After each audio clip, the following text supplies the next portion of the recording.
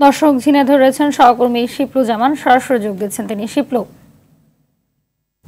জানাবেন যে হত্যাকাণ্ডের সন্দেহভাজন মূল হোতা হিসেবে আখতারুজ্জামান শাহীনের কথা বলা হচ্ছে, তার সম্পর্কে এলাকাবাসী কি বলছেন?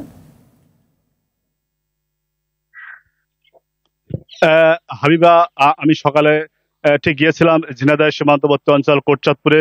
এখানে সাংসদ আনোয়ারুল আজিম আনার হত্যার মর্ডান যে প্রধান আখতারুজ্জামান শাহীন, তার এলাকায় গিয়েছিলাম। সেখানকার এলাকার মানুষ কিন্তু আমার কাছে নানান অভিযোগ করেছেন।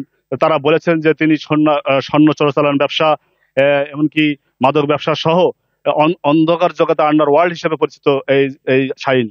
তিনি কোটচাঁদপুর উপজেলার এলাঙ্গি গ্রামে একটি রিসোর্ট তৈরি করেছেন।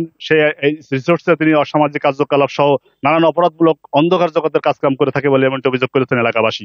আপনারা ইতিমধ্যে দেখতে পেরেছেন যে আমি যেখানে অবস্থান করছি, এটা ঝিনাইদহ ৪ আসনের সংসদ সদস্য আনোয়ারুল আজিম আনার বাসভবনের সামনে। এখানে কিন্তু তার নেতাকর্মীরা কিন্তু অধীর আগ্রহে বসে আছেন তার নেতার একটু মরদেহ দেখার জন্য। তারা কিন্তু অধীর আগ্রহে এখানে বসে আছেন। এবং আপনাদেরকে আরেকটা বিষয় জানিয়ে রাখি যে আনোয়ারুল আজিম আনার এই ঝিনাইদহ ৪ আসন থেকে পরপর ৩বার সংসদ সদস্য নির্বাচিত হয়েছেন, উপজেলা চেয়ারম্যান নির্বাচিত হয়েছেন। ব্যাপক জনসমর্থন, জনপ্রিয়তা কিন্তু আছেন এই আনোয়ারুল আজিম আনার ঝিনাইদহে। আর আমি আনোয়ারুল আজিমের হত্যার সাথে জড়িত এই শাহীন কোটচাঁদপুর উপজেলা পৌর মেয়র শহীদুল সেলিমের ছোট ভাই বলে জানতে পেরেছি। ইতিমধ্যে আপনারা জানেন যে তিনি গা ঢাকা দিয়েছেন এবং মূলত হত্যাকারীর সন্দেহে ৬ জন মাস্টার মাইন্ড কাজ করেছে বলে আমরা জানতে পেরেছি এমনটি।